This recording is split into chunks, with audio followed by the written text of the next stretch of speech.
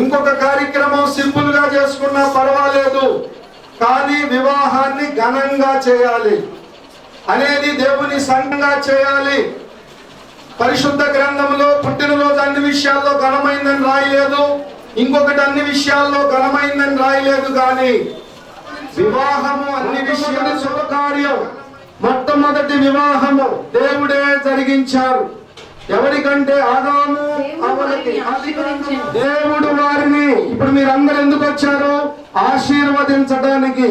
మొట్టమొదటి శుభకార్యము ఆదాము హవ్వల విషయంలో మొట్టమొదటి వివాహం అంటే నిద్ర. కొంతమంది నిద్రపోతుంటారు, గాఢ నిద్ర. ఆదాము నిద్రపోయేటప్పుడు దేవుడు పక్కటి ముఖం తీశాడు. ఇప్పుడు ఈ అమ్మాయికి నేను చెప్పేది ఏమిటంటే, ఉండాలంటే కుదరదు, ముందుండటం వల్ల నష్టాలు. ఎప్పుడు భర్తకి పక్కనే ఉండాలి, కానీ గమనించాలి. దేవుడు పురుషునిగాను స్త్రీగాను సృష్టించినట్లుగా దేవుడు వారిని ఆశీర్వదించాడు. వీరు ఫలించాలి, అభివృద్ధి పొందాలి. ఈనాడు ప్రసన్న రవికుమారులు ఈ రోజు వివాహాన్ని దైవ సేవకులు జరిగిస్తా ఉన్నారు. వీరు ఆశీర్వదించాలి, వీరు ఫలించాలి. ఆదికాండం 2వ అధ్యాయము 24వ వచనం చూడండి. కాబట్టి పురుషుడు తన తండ్రిని తల్లిని విడిచి తన భార్యను హత్తుకొనును, వారు ఏక శరీరమై ఉందురు. తల్లిని తండ్రిని విడిచిపెట్టడం అంటే అసలు వాళ్ళని వదిలేయటం కాదు. వాళ్ళని వదిలేసి భార్య అంటే పరిశుద్ధమైన వివాహము. వివాహాన్ని గమనిస్తే ప్రియులారా గమనించాలి. శరీరాశల చేత శోధింపబడుతున్న మానవుడి కొరకు ప్రతివానికి సొంత భార్య ఉండాలి అని చెప్పి దేవుడు ఈ వివాహ వ్యవస్థను ఏర్పాటు చేశారు. ఎందుకంటే శరీర కార్యాలకు తావివ్వకుండా. ప్రియులారా గమనించాలి. పేతురు రాసిన మొదటి పత్రిక 1వ అధ్యాయము 14 నుంచి 16. నేను పరిశుద్ధుడనై ఉన్నాను గనుక, అది ఆయన పరిశుద్ధుడు గనుక. మీరును పరిశుద్ధులై. ఏప్రిల్కి రాసిన పత్రిక 12వ అధ్యాయము 14 నుంచి 17 వచనాలు చదవాలి. అందరితో సమాధానమును పరిశుద్ధతయు కలిగి ఉండుటకు ప్రయత్నించుడి. అందరితో సమాధానము పరిశుద్ధత కలిగి ఉండటానికి బిడ్డలు ప్రయత్నం చేయాలి. 1 కొరింథీ 7వ అధ్యాయము 1 నుంచి 5 వచనాలు. కొరింథీలకు రాసిన మొదటి పత్రిక 7వ అధ్యాయము 1 నుంచి 5 వచనాలు. మీరు రాసిన వాటి విషయము గమనించాలి. దేవుడు చేస్తున్న ఈ వివాహము ఇది అనాది కాల ప్రణాళికలో ఈ బిడ్డలిద్దరిని దేవుడు జతపరుస్తూ. 3వ అధ్యాయం 6వ వచనం. టైం లేదు కనుక కొద్ది మాటలు చెప్పి నేను ముగిస్తున్నా. ఆ ప్రకారమే ఇప్పుడు ఈ ప్రసన్న ఈ రవికుమారికి లోబడి ఉండాలి యజమానుడుగా. మరి బిడ్డ మరి జతపరచబడబోతుండగా మరి శారా ఏ విధంగా అయితే ఆమె లోబడి ఉన్నదో అదే విధముగా లోబడి ఉండాలి. ప్రియులారా గమనించాలి. జరిగిపోయిన వాటిని మనం జ్ఞాపకం చేసుకోకూడదు. ప్రియులారా జరగవలసిన వాటిని జ్ఞాపకం చేసుకోవాలి. భార్యని భర్త మర్చిపోకూడదు. ఇప్పుడు ఈ వివాహములో నూతనంగా భార్యాభర్తలుగా జతపరచబడబోతున్న ఈ బిడ్డలు ప్రియుల ప్రపంచాన్ని దేవుడి వివాహ వ్యవస్థను ఏర్పాటు చేశారు. వివాహం అన్ని విషయాల్లో ఘనమైనది. ప్రియులారా గమనించాలి. కానా అనే ఒక పెళ్లిలో యేసు ప్రభు వారు వచ్చినప్పుడు అక్కడ నీరు ద్రాక్షారసంగా మారింది. అలాగే రేపు ఒక పెళ్లి జరగబోతుంది. అది ఏ పెళ్లి అంటే యేసు ప్రభు అని. ఎవరైనా యేసు ప్రభుని నమ్మకపోతే యేసు ప్రభు దేవుడిని నమ్మండి. ఆయన రేపు అసలైన వరుడుగా రాబోతున్నాడు. అమ్మాయి మైసూరు బాగా అడిగిందంట, మైసూరు వెళ్ళాడంట తేటానికి. చూడండి, మైసూరు పాక్ అనగానే ఎక్కడ దొరకదా కొట్లో, మైసూరు వెళ్ళాడంట. చూడండి, మొట్టమొదటి ప్రేమ. సంవత్సరం ఆగిన తర్వాత మళ్ళా ఏమండి మైసూరు పాక్ అండి అందంట. మైసూరు పాకు లేదు, గీసూరు పాకు లేదు, గోంగూర పచ్చడి లేదు అన్న. సంవత్సరం ఆగిన తర్వాత ఏమైపోయింది?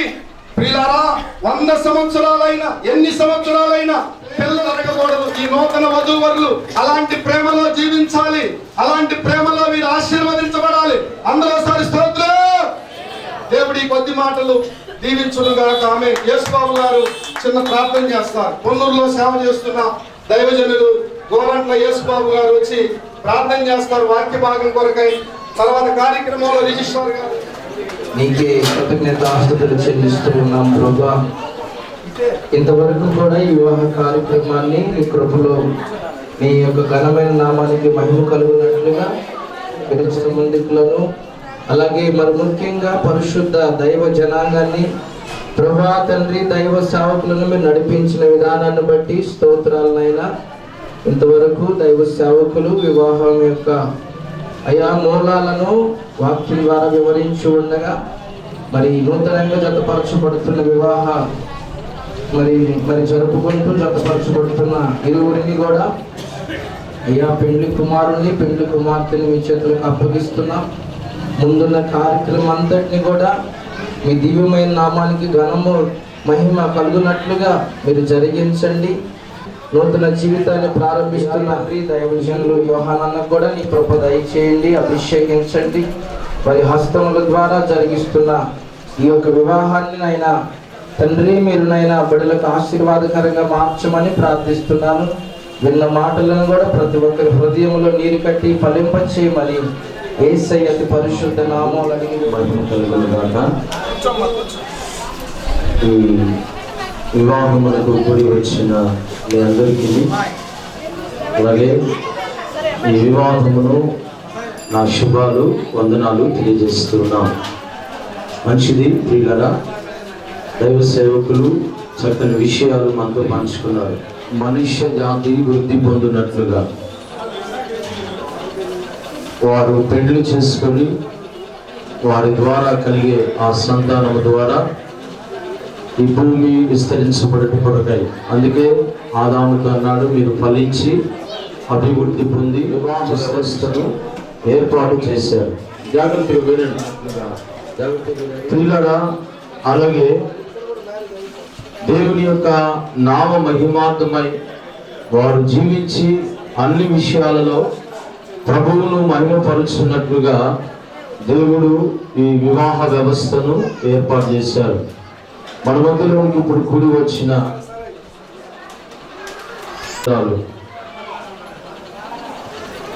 గుంటూరు జిల్లా తెనాలి ముత్తిశెట్టిపాలెం వరమవారి వీధిలో ఉంటున్నటువంటి గోరంట్ల శ్రీనివాసరావు గారు, శ్రీమతి లీలా గారి యొక్క కనిష్ట పుత్రిక అయినటువంటి చిరంజీవి సౌభాగ్య వధూవరుడైన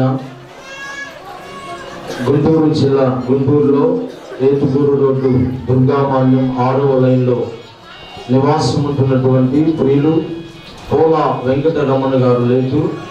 వారి యొక్క కుమారుడు వాళ్ళు చిరంజీవి తెచ్చినట్లుగా అలాగే వారు బ్రతుకు కాలం అంతా ఒకరితోనొకరు సహకరించుకుంటూ అన్యోన్య ప్రేమ కలిగి జీవించినట్లుగా దేవుడు మరి వీరిని కూడా వివాహ కార్యక్రమంలో మాకంతా సమ్మతమే అన్నట్లయితే మీ కుడి హస్తాలు పైకెత్తి మీ యొక్క సమ్మతిని తెలియపరుద్దాం.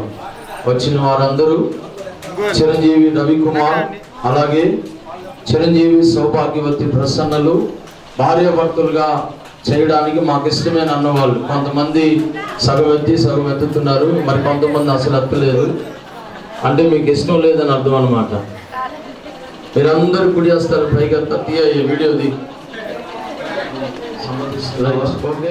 ఇష్టమే, పూర్తిగా ఇష్టం. మరి ఈమెను ప్రేమించి ఆదరించి గణపరిచి సుఖ దుఃఖములందు సంరక్షించి మీరిద్దరూ బ్రతికున్నంత కాలం ఎవరిని ఆశింపగా ఏమితోనే కాపురం చేస్తావా? అలాగే నువ్వు చెప్పమ్మా, పరిశుద్ధ కాపురం చేస్తూ మరి ఆయనను ప్రేమించి అన్ని విషయాల్లో ఆయనకు లోబడి ఉండడానికి నువ్వు సమ్మతిస్తున్నావా? మీ కుడి హస్తాలు పైకెత్తి అందరి ఎదుట మీ సమ్మతి తెలియపరచండి.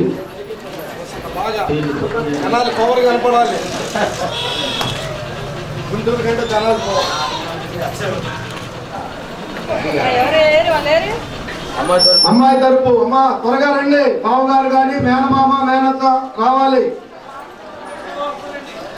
ఇరువురు ఏక శరీరం కాబోతా ఉన్నారు. వారు చెప్పే ఆ ప్రమాణాలను బట్టి మనం ఆలోచించి వారి యొక్క వివాహాన్ని మనం సమ్మతించుదాం. అయ్యా నేను చెప్పినట్టు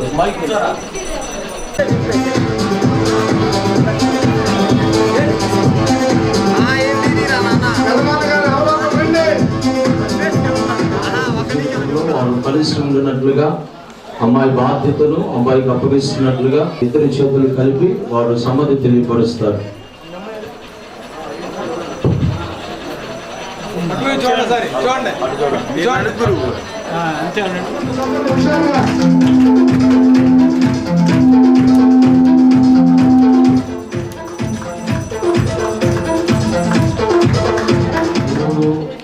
ఏక శరీరం కాబోతా ఉన్నారు.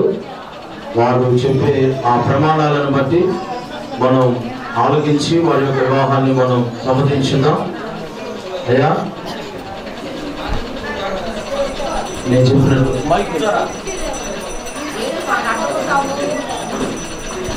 రవికుమార్ అని నేను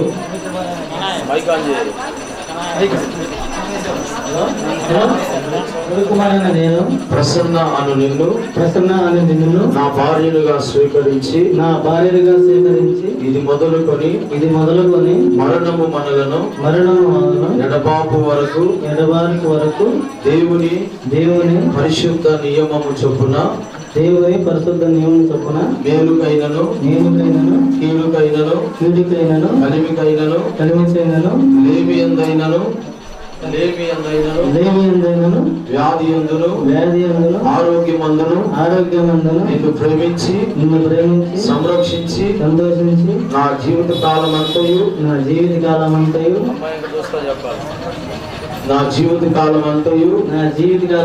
నీ ఎడల నమ్మకముగా సంఘము ఎదుటను